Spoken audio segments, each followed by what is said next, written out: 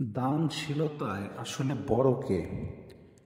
কোনো এক ব্যক্তি হাতেম তাইয়ের নিকট জিজ্ঞাসা করল, দান দক্ষিণা কি আপনাকে কেউ হারাতে পেরেছে?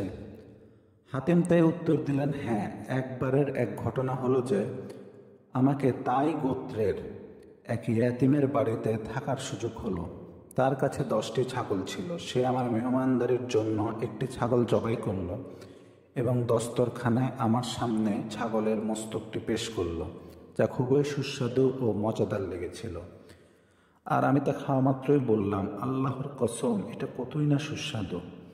ইয়াতিম ছেলেটি এ কথা শুনে সে এক এক করে তার সকল ছাগল জবাই করে তার মস্তক আমার সামনে পেশ করল। আমি তা জানতাম না যে আমার জন্য সে সকল ছাগল জবাই করে দিয়েছে। যখন আমি বিদায় নেওয়ার জন্য বাড়ি থেকে বের হচ্ছি, তখন আমার দৃষ্টি বাড়ির চতুর্দিকে ছড়ানো রক্তের উপরে পড়ল। আমি দেখলাম যে ছাগলগুলোকে দড়ির সাথেই জবাই করে ফেলেছে। আমি সেই ইয়াতিমকে উদ্দেশ্য করে বললাম, তুমি এই সমস্ত ছাগল কেন জবাই করেছ?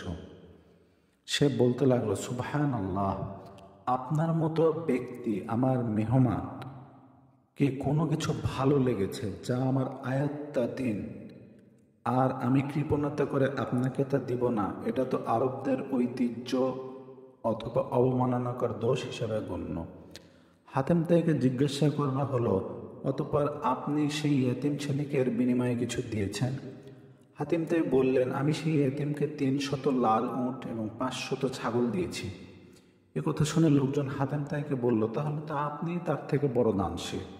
হাতেম তাইয়ের উত্তরে বলল, না, বরং সেই ইয়েতিম আমার চেয়ে বেশি দানশীল, কেননা সে তার অধীনে যা ছিল সবই দান করেছে, আর আমি আমার সম্পদের ছোট একটি অংশ তাকে দিয়েছি। আল মুস্তাজাজ লিত্তানুখি, পৃষ্ঠা নাম্বার 203।